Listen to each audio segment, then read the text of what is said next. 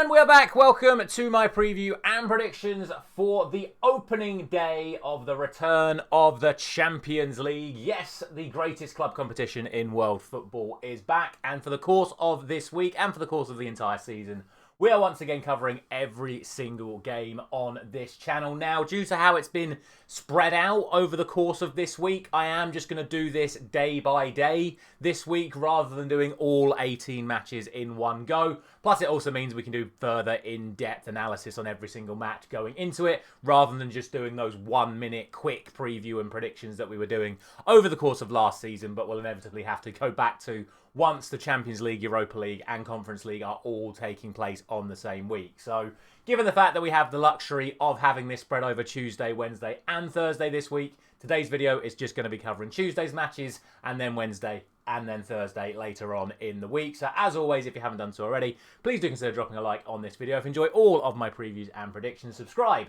to the channel if you're new around here with notifications turned on, so don't miss out on any of the other predictions we've got coming up for you this week. And one final thing from me, if you're not involved already, a quick reminder that the Champions League Fantasy Football is now back and live once again. Code available on screen and a link to join my league will be available in the pinned comment of this video as well as in the video description. And of course, since we are doing just these 6 matches today, that means that you guys still have time to get involved in the community predictions for the remaining videos we're doing this week, which is the EFL Cup third round matches and of course Champions League for Wednesday and Champions League for Thursday.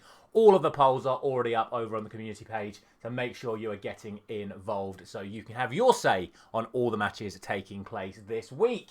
Without any further ado then, like I say, we've got 6 matches coming for you in the Champions League tomorrow, and we'll start off with the 2 early kickoffs, and the first of those sees Athletic Club Bilbao of Spain taking on Arsenal of England and the Premier League. And coming into this, it is Bilbao that come in off the back of a rather embarrassing 1-0 home defeat to Alaves, who were nearly relegated from La Liga last season, and that 1-0 defeat was capped off by the only goal of the game being an own goal. That said, it was their first defeat of the season after winning all of their other previous matches, so Bilbao have had a genuinely good start to the season, as have Arsenal, who bounced back from their 1-0 defeat to Liverpool before the international break with a very, very convincing 3-0 win over Nottingham Forest. And let's not forget, Arsenal didn't even play their full first team for that game against Forest. A couple of people got some rest, so obviously when we get to the team news, you'll know some of those players are coming back into this.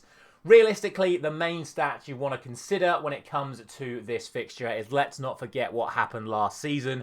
In the Europa League, Athletic Club Bilbao lost 7-1 to Manchester United in the Europa League. Meanwhile, in the Champions League, Arsenal did beat Real Madrid over the course of 2 legs. So, realistically, coming into this, Arsenal should definitely be considered the favourites for this match. Furthermore, you think about the business was done in the summer, Arsenal have drastically improved their squad. Arguably, Bilbao's has debatably got worse. It's not a particularly amazing squad. It's a good La Liga squad, but when you compare it to the likes of the Premier League teams, it's just not quite on the same level. In terms of that team news then, for Bilbao, once again, the big question does surround their star player and former Arsenal summer transfer target, Nico Williams, whether or not he is going to be fit enough for this match after the injury he sustained on international duty. For Arsenal, they do still, of course, have a fair few injury concerns of their own, with the likes of Bukayo Saka and William Saliba listed as doubtful for this match, but in my opinion, probably not going to make it. And now the fresh injury suffered this weekend against Forest for Martin Ødegaard. So it's not going to be a completely fully available Arsenal starting lineup, but the likes of Declan Rice, as we mentioned earlier on, are going to be back in the starting lineup after being rested against Nottingham Forest at the weekend. These two sides bizarrely actually met on the final pre-season weekend before the main season started, and on that occasion it was a 3-0 victory for Arsenal. Yes, you shouldn't really read into friendlies, but this was like the final friendly, so both teams were playing their strongest lineups for that friendly, and Arsenal did win it 3-0. Realistically, I just don't think Bilbao are going to have enough to get a result here. Defensively, they can be solid, but I do expect Arsenal to get the result. I'm going for a 2-0 victory to Arsenal.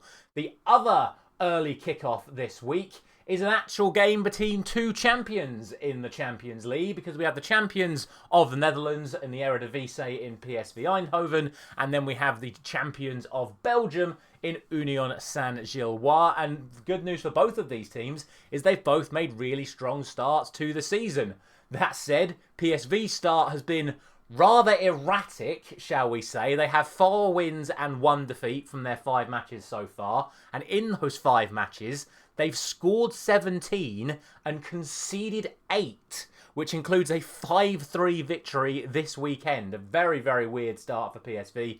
For Union, a much more controlled start to their season, unbeaten in all 7 of their league matches so far, and they've only conceded 3 goals in those 7 matches. So when you consider 8 conceded by PSV in 5 compared to 3 conceded in 7, Union, certainly, like I say, with the more controlled start to the season.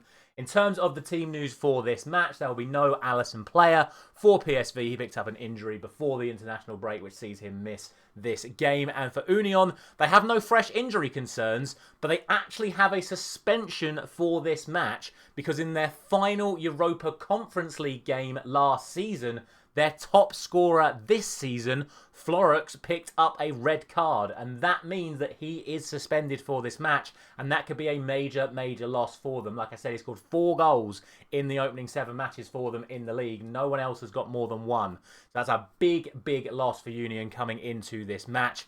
Realistically, I do think PSV should be considered the favourites for this match.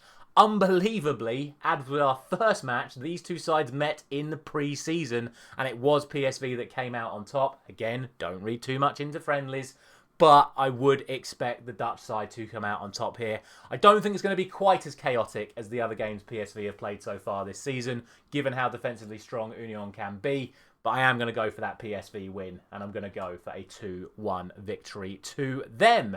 Next up, as we move on to the later kickoffs, we have 2 sides that had to qualify for the Champions League to make it into the league phase. We have Benfica taking on Qarabag. For Benfica, it was a 1-0 victory over Fenerbahce over 2 legs in the final round of qualifying, a result that cost Jose Mourinho his job in Turkey. For Qarabag, it was a 5-4 victory over the 2 legs over Hungarian side Ferencváros, with bizarrely both of the away sides winning the respective legs. Qarabag just managing to hold on at home despite losing in the second leg.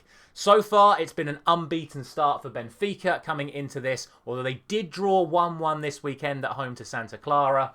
For the Azerbaijani side, it's been a relatively poor start for them. 3 games into their domestic season, 1 win, 1 loss, 1 draw. But they have had to get through 3 rounds of Champions League qualifying to get here, and they have deserved their spot in the competition considering how well they've played. In terms of the team news, no major injury concerns for either side coming into this one, and no hanging over suspensions like we had for Union in our last prediction. Over the course of the last few years, there is no doubt that Qarabag have produced some shock results, whether it's been in this competition, the Europa League, or the Europa Conference League. But I do think this would be a very, very, very big surprise if they went to Benfica and got a victory on opening night here. For me, there is really only one winner in this match, and I'm going to go for that Benfica win. I'm going for a 4-0 victory to them. Next up, we have got, you'll never believe it, for the 3rd time in this video already, 2 sides that have played each other in pre-season, as it is Juventus taking on Borussia Dortmund. When these 2 sides met in pre-season, it was actually at Borussia Dortmund's Stadium Signal Iduna Park, but it was a victory for Juventus on that occasion. Again, don't read too much into friendlies, but I just think it's hilarious that we've had 3 out of our first 4 matches between sides that met in pre-season. So at least they've all had a good look at each other. Coming into this match, Juventus are coming in off the back of an unbelievable match against Inter Milan this weekend. If you haven't seen the highlights, go and watch them, because it was a thoroughly entertaining game. It was a battle of the Turams as Juve took on Inter, and it was Kefian who came out on top, despite both brothers scoring in the match. A 4-3 victory for Juventus in the end. That means that they are in 2nd place in Serie A so far, only behind Napoli on goal difference after 3 consecutive wins. Dortmund also sit in 2nd in their domestic league in the Bundesliga after back-to-back victories following a draw on the opening day. But in those 2 matches they've played since, they haven't conceded, winning 2-0 against Heidenheim this weekend. Coming into it, no fresh injuries or suspensions for either side. However, Dortmund are carrying over a lot of injuries from the summer. The likes of Schlotterbeck, Niklas Süle, and now Julian Brandt is out as well. A lot of key players are missing for Dortmund, even though they're not fresh from this weekend. So realistically, you would expect Juventus to be favourites with a fully available squad available to them. But the one thing you would say, Borussia Dortmund still have Champions League's top scorer from last season, Girassi, available to them. And he's already scored 4 goals in 3 games in the Bundesliga so far this season. Realistically, I do think Juventus have to be considered the favourites for this match. Let's just hope it's as entertaining as that Inter Milan game at the weekend.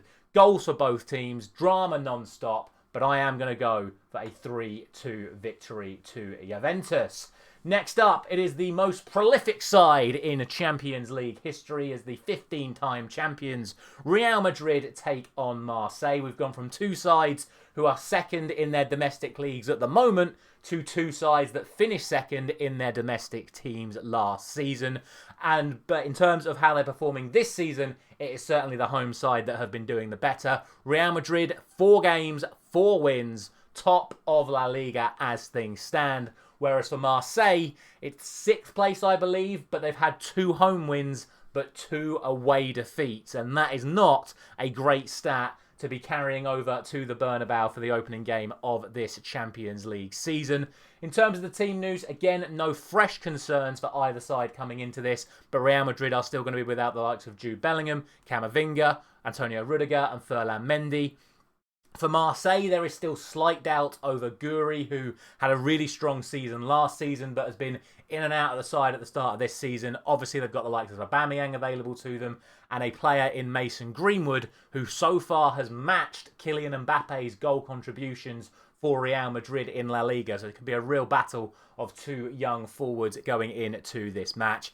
Realistically, I do think Marseille can cause Real Madrid some defensive problems, but Real Madrid are way more likely to cause Marseille defensive problems, especially at home. So you're not going to be surprised that I'm going to go for Real Madrid victory here. But I do think Marseille will be able to score at least 1 goal at the other end. I'm going for a 3-1 victory to Real Madrid, which means that our final game on Tuesday sees Thomas Frank have his first experience of Champions League football as the Europa League winners Tottenham Hotspur take on Villarreal of La Liga. 2 sides already sitting right at the bottom of the elimination zone due to alphabetical order. And coming into this, it is Spurs that come in with a little bit extra momentum. They have won 3 of their opening 4 matches in the Premier League this season, including an impressive 3-0 away win to West Ham in the London Derby this weekend. Whereas Villarreal had a very strong start to the La Liga season with back-to-back wins, but have followed it up with a draw and then a defeat. So it's not the best sort of start for them, but they are still playing some decent football. Let's not forget, though, that Spurs were just seconds away from getting a victory in the Super Cup over Paris Saint-Germain just a few weeks ago, the Champions League winners. So I do think Spurs should definitely be coming into this as the favourites for this match. In terms of the team news, Spurs are, of course, carrying a few injuries, the likes of Kulusevski and Maddison, that haven't even been included in the Champions League squad for the league phase, and the likes of Dominic Solanke still out for these matches. For Villarreal, their only major concern is for Gerard Moreno, one of their forwards, but they do have a nice rotation of forwards available to them over the course of this season so far, and have a former Arsenal forward in Nicolas Pepe looking to do some damage to his former rivals coming into this. It was for this competition that the likes of the Xavi Simons and Kolo Muani were signed for Spurs, so it'll be interesting to see what sort of impact they have on this league phase. I'm backing them to make at least some appearance in this match, and to be honest, I do think those sort of players are going to be the difference in a fixture like this. We spoke about it at the start with the Arsenal-Bilbao game. On paper, the English sides are just stronger than the Spanish sides. There isn't much in it, but again, I do expect Spurs to get the victory here. And I'm going for a 2-0 victory for Tottenham Hotspur. That is going to be it for today's video. As always, let me know your thoughts down in the comment section below. But for those of you that have been getting involved on our community page. Here is what you guys think is going to be happening in these matches on Tuesday. The big one for me, not a single person has gone for Bilbao to win at home to Arsenal. Now, granted, I know I said Arsenal are going to win as well. But I do think it's interesting that not a single person has gone for Bilbao to get a result against Arsenal. Most of you agreeing with me that the hardest one to call this week is the Juventus-Borussia Dortmund game, who could be absolutely chaos. But overall, everyone's gone for the same as me. Arsenal, PSV, Benfica, Juventus, Real Madrid and Tottenham Hotspur. That is what you guys think. This is what I think the scores are going to be for Tuesday. As always, thank you very much for watching. We're going to be doing the EFL games tomorrow morning for you. Then Wednesday morning will be Wednesday's fixtures. Thursday morning will be Thursday's fixtures. And then back to Premier League and La Liga again on Friday morning. So videos every single day for you this week. Don't forget to check out the community page so you can have your say on all the matches we're going to be covering over the course of the next few days. A final thank you very much for watching once again, and I'll see you tomorrow.